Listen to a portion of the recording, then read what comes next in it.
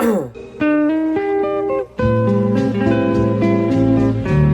guys, today is part 2 of the onshape tutorials, and we're just going to hop straight into it. So open up your onshape document. Today we're going to be learning about the revolve feature, the sweep feature, and the loft feature. And personally, these are some of my favorite features to play around with because I think they're pretty intuitive once you kind of know what you're doing.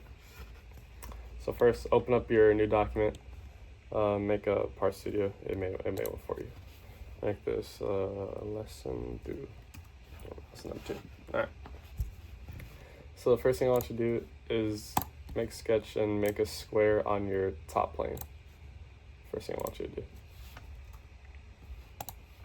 Make it 5 by 5 inches or centimeters, whatever units you want.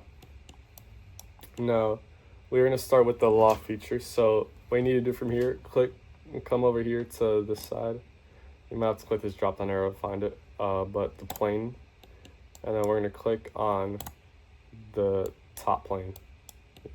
After clicking on plane, a lot of planes, and now you should have this second plane that you can adjust the distance to from the top plane. And if you click on here, there's a bunch of useful other features that you could base your plane off of. That's pretty situational, but for the sake of learning, we're just gonna make it 3 inches up from our top plane. And click check. And now when you go back to top plane, this is something very important. You notice how both of the planes are kind of stacked on top of each other. And if I click one, just be sure to double check you're on the right plane, because sometimes it could go to the top plane, or maybe like this, and you think you click plane 1, but you actually click top plane.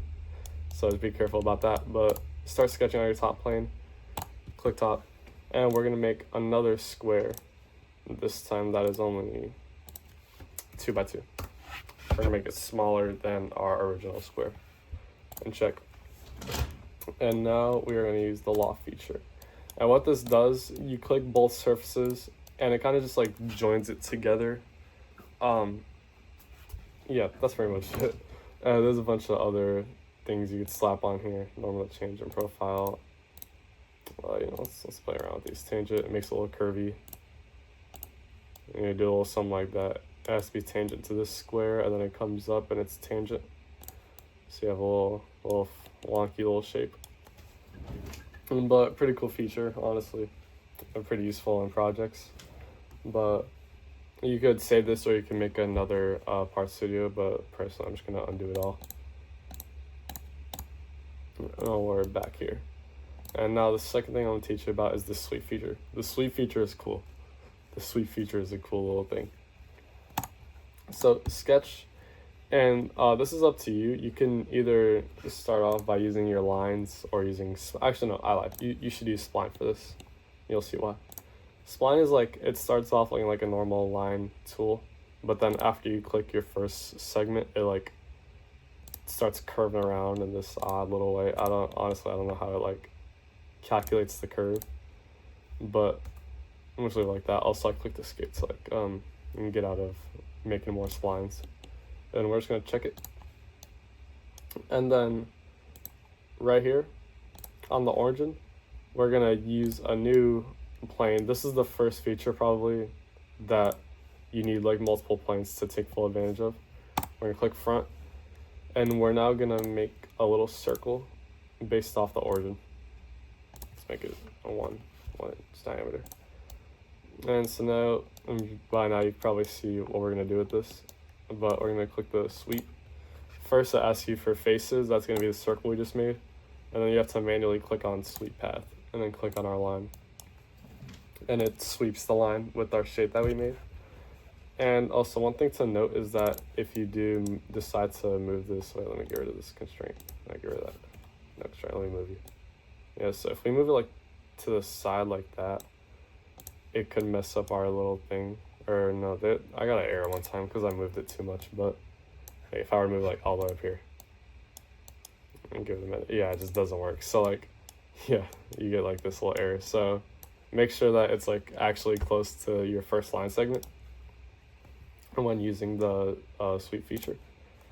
And then the last thing I want to do is the revolve feature. So the revolve is one feature off the top of my head, you can make a ball with you can make a perfect ball with the revolve feature. And right now, I challenge you, try to make a ball without the revolve feature. It's probably pretty annoying, but I'm gonna teach you how to make a ball. So we're gonna start by making a circle, and with the diameter, just make the diameter however big you want the ball to be. Let's say a 4-inch ball. And then we're gonna draw a line from one point of our circle. I'm just gonna do it up and down to make sure it's straight. From one end to the other end. Escape. Alright, check that. And we are now gonna go to revolve. We wanna revolve this plane around our center axis. So it's just gonna, think about it as just like spinning around the center part. We're gonna click confirm. And just like that, you have a ball. And I think we can probably make a donut with this too. Let's try to make a donut. I'm gonna do this off rip. I hope I do it right. Let's make it a little circle, 1 inch. And we're gonna go to the revolve feature, and we're gonna deselect this part, just that part. But you can't see it. Unlucky. I'll figure out how to make a donut. If I figure it out, I'll slap it into the video and I'll show you guys. But short video today, that's it. Those are the 3 onshape features. And if you want a little challenge, I think that's not it. This is it. If you want a little challenge, try to recreate this. Like a little, I don't know. Sure, create it if you want. If you want something to do. And one more feature.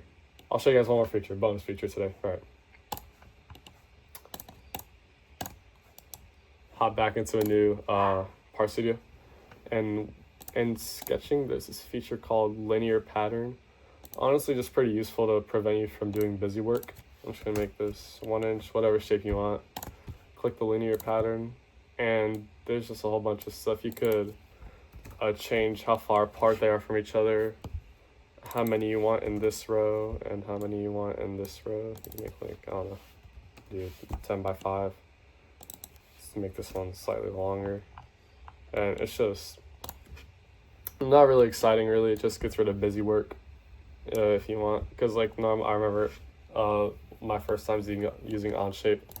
I had a scenario where I was like manually entering dimensions for every little sphere. Like it was literally exactly like this, and I was like 2 inches, dimension, 2 inches, dimension, 2 inches. It was like that. It was ridiculous. So huge time saver right here, the linear pattern feature. And you can make this little thing. This is just a little, I don't even know. This could be like like the sand shifter, you know, things that people used to like find gold in rivers, like that. And then if you want a super duper project, try to recreate this. This is honestly a shitty doodle that I made out of boredom, but I tried to make the Eiffel Tower, and then I kind of gave up on these windows right here, and then I just tossed in the freaking sweep feature. But if you want, here are all that you can see I clearly stopped, but here's look at all the stuff I used. And I challenge you to, hold on. Bonus. One more bonus if you want to make the Eiffel Tower. There's this thing when you make 2 separate parts in onshape. So like, let's say you make a part here, like that, extrude them both. Are you gonna be, okay, so you get 2 separate parts when they're not like connected. But if you want to, like, if they do end up being connected at some point, like if, let's say you have like a rectangle, that's a center rectangle, that's center rectangle, corner. So you have something that ends up connecting them like that. If you want all this to be classified as one part, click them all, click everything you want in the parts list, right click, and Boolean. And right here you could do union, subtract, intersect. Honestly, not the biggest clue on what the other 2 do, but union, it makes them all one part. And then if you want to get a little artsy, I know here, edit appearance, you can change what color it is, but in case you're curious, let's make it pink. Okay. All right, that was good. That was good tools. All right, yeah, definitely try to make this. I challenge you. That's your challenge for today's lesson. And I hope you enjoyed it, and I'll see you guys in the next one.